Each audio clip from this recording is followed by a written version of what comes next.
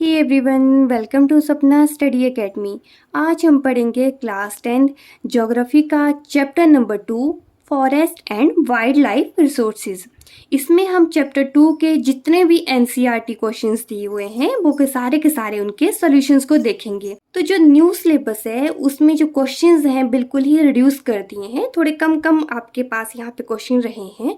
तो उसके अकॉर्डिंग अगर हम देखें तो क्वेश्चन नंबर 1 आपके पास एमसीक्यू है, जिसमें आपसे पूछा गया है कि which of the following conservation strategies do not directly involve community participation. कैसे कौन सी कंजर्व करने के लिए कौन सी स्ट्रेटेजी रही है जिसमें कम्युनिटी ने किसी भी तरह का पार्टिसिपेट नहीं किया है, डायरेक्टली हमें कोई भी उसका पार्टिसिपेट नहीं दिखा है। इनकी ऑप्शंस हैं ज्वाइंट फॉरेस्ट मैनेजमेंट, चिपको मूवमेंट, बीज बचाओ आंदोलन और फोर्थ है demarcation of wild life sanctuaries. अगर आपने मेरी वो वाली वीडियो देखी होगी जिसमें मैंने पूरे चैप्टर को एक्सप्लेन किया है तो आप समझ जाएंगे कि ये तीन जो हैं, जो ज्वाइंट फॉरेस्ट मैनेजमेंट, चिपको और बीज बचाओ जो है, इसमें तो मेल कम्युनिटी ने ही पार्टिसिपेट किया है। तो आपका एक रह जाता है वो है demarcation of wild life sanctuaries. इसमें जो कुछ भी रूल्स होते हैं, रेगुलेशंस होती हैं, वो सारी की सारी कौन करता है? गवर्नमेंट करती है। इसमें कम्युनिटी का कोई भी मेन रोल नहीं होता है। तो आंसर हो जाएगा आपका D, demarcation of wild life sanctuaries. Question number 2 है, इसमें आपके पास 3 पॉइंट्स दिए हुए हैं, आपने इन सबको मैच करना है। ठीक है, जैसे जो रिजर्व फॉरेस्ट है उसका सही आंसर क्या हो जाएगा कि ये ऐसे फॉरेस्ट होते हैं जिन्हें हम कैसा कंसीडर करते हैं, बहुत ही महत्वपूर्ण कंसीडर करते हैं और इनका जो कंजर्वेशन है हमारे लिए बहुत ही जरूरी है। इसी वजह से जो हमारे फॉरेस्ट है और वाइल्ड लाइफ है, जितने भी रिसोर्सेज हैं उन्हें हम कंजर्व करके रख सकते हैं। ठीक है, तो ये रिजर्व फॉरेस्ट के अंडर आ गया। प्रोटेक्टेड में क्या आ जाएगा कि जो फॉरेस्ट लैंड होती है, अगर जितना भी आगे जो डिप्लेशन हो सकता है उससे उसे किस तरह से बचाया जाए। ठीक है, रिजर्व में क्या आ गया कि इसे बहुत ही ज्यादा वैल्यूएबल माना जाता है और इसको एकदम कंजर्व करके रखते हैं। ओके, और प्रोटेक्टेड में क्या आ जाता है कि इसे फर्दर डिप्लेशन से और ज्यादा डिस्ट्रॉय होने से इसे हम कैसे बचा सकते हैं। और जो अनक्लास्ड फॉरेस्ट आता है या तो इसमें गवर्नमेंट भी बिलोंग करती है या फिर कोई प्राइवेट इंडिविजुअल या फिर कोई कम्युनिटी का भी इसमें मेन रोल रहता है। जो रिजर्व और प्रोटेक्टेड फॉरेस्ट है वो मेनली गवर्नमेंट के अंडर आते हैं, लेकिन जो अनक्लास्ड है गवर्नमेंट के अंडर भी हो सकता है या फिर किसी प्राइवेट इंस्टीट्यूशन या फिर कोई कम्युनिटी है या फिर कोई इंडिविजुअल है उनके अंडर भी ये चीज हो सकती है। क्वेश्चन नंबर 3 है, आपने जो क्वेश्चंस हैं उन्हें मेनली 30 वर्ड्स में इनका आंसर देना है। फर्स्ट है what is biodiversity, why is biodiversity important for human lifes. इसमें आपके 2 पार्ट में क्वेश्चन पूछा है। पहला पूछा है आपने बायोडाइवर्सिटी बताना है कि क्यों, क्या है ये, और दूसरा बताना है कि ह्यूमन के लिए क्यों जरूरी है। तो अभी आप देखेंगे कि ये वाला जो आंसर है मैंने 34 वर्ड्स में दिया हुआ है। तो आप कैसे लिख सकते हैं, आपने सबसे पहले बायोडाइवर्सिटी की डेफिनेशंस बता देनी है। तो बायोडाइवर्सिटी क्या हो जाता है, जितनी भी लाइफ फॉर्म्स होती हैं अर्थ पे, जो उनका क्या होता है अलग फॉर्म में मिलती है हमें और उनके फंक्शंस भी अलग अलग होते हैं, उसे हम क्या कहते हैं, बायोडाइवर्सिटी कहते हैं। जैसे एनिमल्स होंगे, उनकी अलग फॉर्म होती है, दिखने में अलग होते हैं, उनके फंक्शंस अलग होते हैं। प्लांट्स हैं वो भी दिखने में अलग होंगे, उनके अपने अलग फंक्शंस रहते हैं। तो जितनी भी आपकी वेराइटी ऑफ लाइफ फॉर्म्स हैं उन्हें हम क्या कहेंगे, बायोडाइवर्सिटी कहेंगे। बस इतना सा आपका फिनिश हो जाएगा बायोडाइवर्सिटी वाला, क्योंकि आपको हार्डली 30 वर्ड्स में देना है तो आप और कितना ज्यादा लिख पाएंगे। उसके बाद आपके इसके यूजेस बता दो। पहला क्या हो जाएगा, इकोलॉजिकल प्रोसेसेस में, क्योंकि अभी जो एनिमल्स हैं प्लांट्स के ऊपर डिपेंड करते हैं, एक दूसरे एनिमल्स के ऊपर डिपेंड करेंगे। हम लोग किस पे डिपेंड करते हैं, एनिमल्स पे डिपेंड करते हैं, प्लांट्स के ऊपर डिपेंड करते हैं। तो एक तरह का ये प्रोसेस बना रहता है। अभी आपने बस इकोलॉजिकल प्रोसेसेस ही लिखना है, क्योंकि 30 वर्ड्स में आप इसका पूरी तरह से एक्सप्लेन करने में नहीं लगेंगे। और क्या मिलता है हमें, फूड मिल रहा है, शेल्टर मिल रहा है। अगर हमने कोई बिजनेस चलाना है या कोई और एक्टिविटीज़ हैं, इनमें भी हम इसका यूज़ करते हैं। और ह्यूमन के लिए भी ये बहुत ज़्यादा ज़रूरी है, जो हमारा एग्जिस्टेंस है वो मेनली बायोडाइवर्सिटी की वजह से ही है। ठीक है, तो ये आपका मेनली 34 वर्ड्स में फिनिश हो जाता है। सेकेंड है इसका, how have human activities affected the depletion of flora and fauna, explain.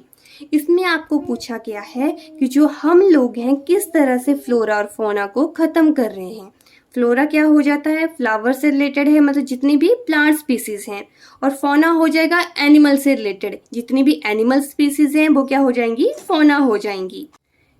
इसका आंसर किया है मैंने एग्जैक्ट 30 वर्ड्स में। तो आपकी डिफरेंट डिफरेंट ऐसी ह्यूमन एक्टिविटीज़ हैं जिस वजह से ये डिप्लीशन हो रही है।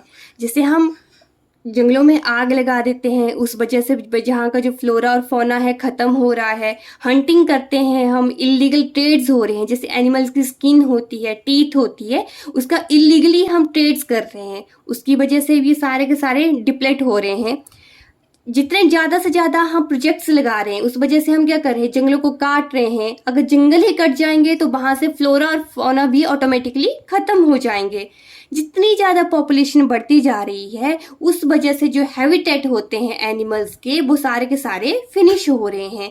तो ये कुछ रीजंस हैं जिस वजह से जितने भी फ्लोरा एंड फौना है धीरे धीरे उनका डिप्लेशन हो रहा है। कुछ इसी तरह से आंसर्स लिखिए और आपको इजीली कोई भी एग्जामिनर आपको 3 मार्क्स दे देगा।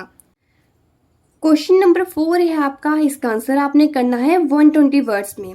इसमें आपसे पहला पूछा गया है describe how communities have conserved and protected forest and wild life in India, कि कम्युनिटी ने किस तरह से हमारे फॉरेस्ट और वाइल्ड लाइफ को बचाया है। तो कम्युनिटीज रही हैं उनका भी अपना मेजर रोल रहा है। जैसे फेमस मूवमेंट है हमारी चिपको मूवमेंट। इसमें क्या हुआ था, गवर्नमेंट ने क्या किया, पेड़ों को काटने के ऑर्डर्स दिए, तो वहां के लोगों ने क्या किया, वो जाके उन पेड़ों से चिपक गए और जब तक वो काटने वाले वहां से हटे नहीं वो वहीं पे चिपके रहे। ठीक है, इस तरह से उन्होंने जो वनों की कटाई है उसे प्रिवेंट किया। इसके साथ ही उन्होंने डिफॉरेस्टेशन को तो रोका ही, लेकिन उसके साथ ही उन्होंने बहुत से नए नए पेड़ उगाए। सेकंड एक रिजर्व आता है सरिस्का टाइगर रिजर्व। इसमें राजस्थान में क्या हुआ था कि जो विलेजर हैं उन्होंने माइनिंग के खिलाफ अपनी आवाज उठाई थी। थर्ड है आपका अलवर डिस्ट्रिक्ट प्रोटेस्ट।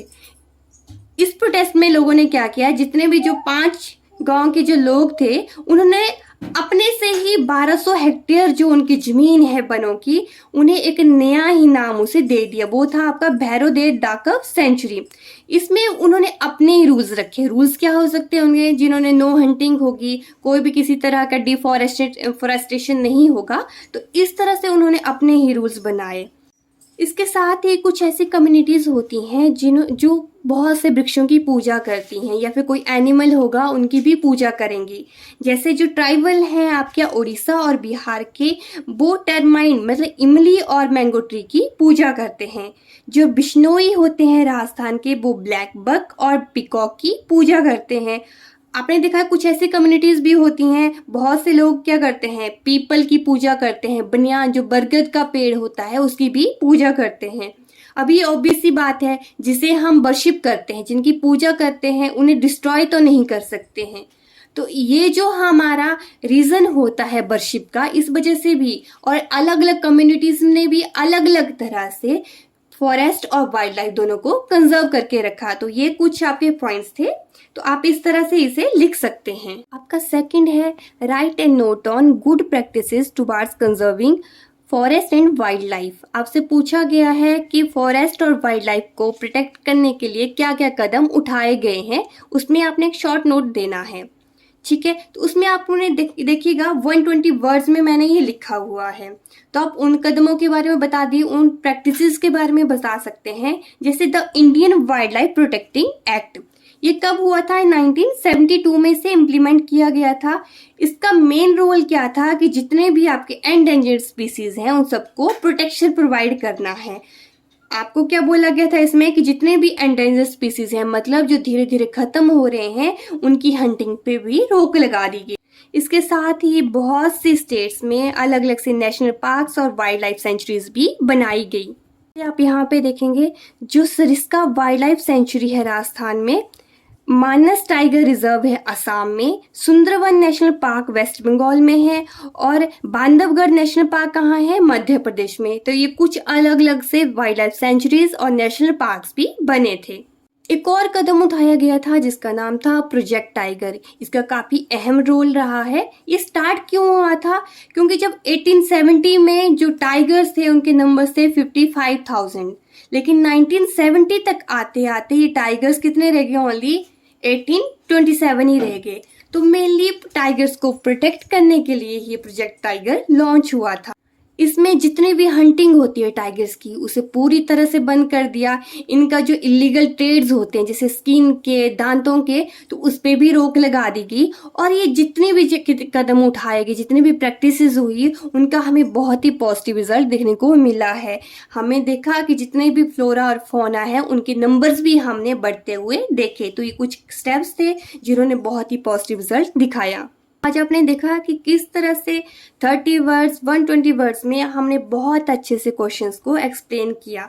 अगर आप इस पूरी वीडियो को देखना चाहते हैं, अगर पूरे चैप्टर को अच्छे से समझना चाहते हैं, तो आप डिस्क्रिप्शन में जो मैंने लिंक दिया है वहां जाके क्लिक कीजिए और पूरी इस चैप्टर की समरी को देख लीजिए। तब तक के लिए थैंक यू। अब मिलेंगे हम नेक्स्ट वीडियो में नेक्स्ट चैप्टर के साथ। तब तक के लिए thank you. Please do like, share and subscribe to my YouTube channel. Thank you.